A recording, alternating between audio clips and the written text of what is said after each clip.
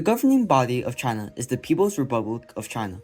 However, before this style of government, there were dynasties. Today, we'll explore the three dynasties of China during the period 1450 to 1750 CE and the continuities and changes associated with them. Government. China was ruled by the Ming, Shang, and Qing dynasties, maintaining a centralized imperial structure based on a merit-based bureaucracy selected through civil service examinations. The Shang dynasty, however, was short-lived as it only survived 2 years. Government interaction. China traded with many surrounding countries like India, Japan, and all of Southeast Asia. This interaction also spread Chinese culture to other surrounding nations and integrated their customs into other civilizations. Economy. During the Ming Dynasty, China was one of the richest countries in the world.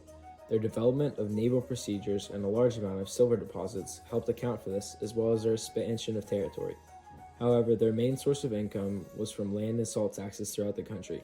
They did not rely on a heavy commercial tax unlike countries in Western Europe, who did rely on large taxes on commercial items. Social and ethic. Society was divided into 4 sections during this time. These were the landlord, merchant, craftsman, and peasant. Both the Ming and Qing dynasties displayed ideals of Buddhism throughout their rule. China developed a more efficient production method of paper during this time and used it for all aspects of their daily life. China also saw major improvements in the production of porcelain. Both of these products were moved across the world through the Silk Road and other oceanic trade. Here, in one of his earliest extant works, Wu Bin embraced an archaic figure style and followed the tradition of depicting Luohans as fantastic eccentrics whose grotesque features belied their inner spiritual nature. Jar with Dragon, 1497. White porcelain painted with cobalt blue, a style that first flourished in China in the 14th century, is arguably the most important development in the history of ceramics. Commissioned by the court, this spectacular storage jar made in the kilns in Jingdezhong is dated to the rule of the Xuande Emperor by an inscription on its shoulder. Its painted decoration features an animated dragon undulating across a sparsely clouded sky. Li Zicheng. Li Zicheng was born in 1606 to an impoverished family in Li Ziqiang. In April 1644, he helped overthrow the Ming dynasty, establishing the short-lived Shang dynasty. As a young Shang emperor, he ruled over northern China till his death in 1645.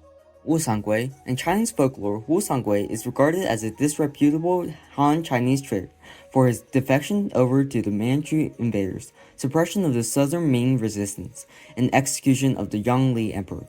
Wu eventually double-crossed both of his masters, the Ming and the Qing dynasties. The Ming due to the capture of his concubine Qian Renren and his father, the Qing due to him declaring himself the new emperor of China.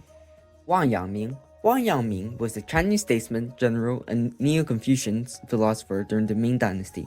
After Zhuxi, due to his interpretations of Confucianism, he is commonly regarded as the most influential Neo-Confucian thinker. He and Lu Xiangshang are considered the founders of the school of mind. Although dynasties rose and fell in China, the culture largely stayed the same. Civil service examinations have continued to this day in the form of Gaokao. Major developments to art have continued to impact both local and global culture, and the interactions between governments have continued to influence Asian culture today.